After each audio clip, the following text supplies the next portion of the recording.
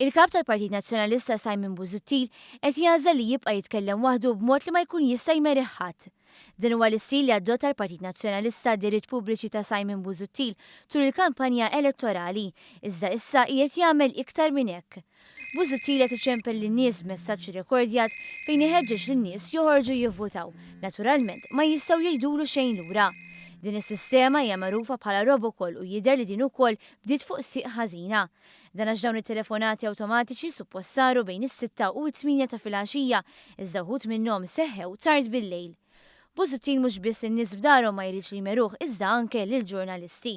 Fil-fatt f'ġurnata waħda l-Partit Nazzjonalista organizza 3 konferenzi tal-aħbarijiet u l-ebda waħda minnhom ma kienet indirizzata mill-Kap tal-Oppozizzjoni innifsu. Staqsejna lil Chris Sajt jekk Simon Busuttil u x'qed jibża mill-mistoqsijiet li jistgħu jsirulu. Fuq Simon Busuttil kull filgħaxija qed ikollu l-attivitajiet pubbliċi bħalma qed ikollu il-Prim Ministru u jitkellem fuq suġġetti li huma ta' importanza bħalissa. Iffaċċjat bid-dikjarazzjoni li f'dawn l-attivitajiet il-ġurnalisti ma jistgħux isaqsu Sajt irreaġixxa hekk. Taf meta l-aħħar li risponda mistoqsijiet tal-ġurnalisti Joseph Muscat? Tul il-kampanja elettorali kienu bosta l-okkażjonijiet fejn il-Prim Ministru wieġeb il-mistoqsijiet. Saħansitra fil-ħin li Sajt innifsu kienet jagħmlilna il-mistoqsija. L-ewwel nett jien qiegħed hawnhekk niffaċċjakom bħala mezzi tax-xandir filwaqt il-Kap tal-Oppożizzjoni jidher l-istaħba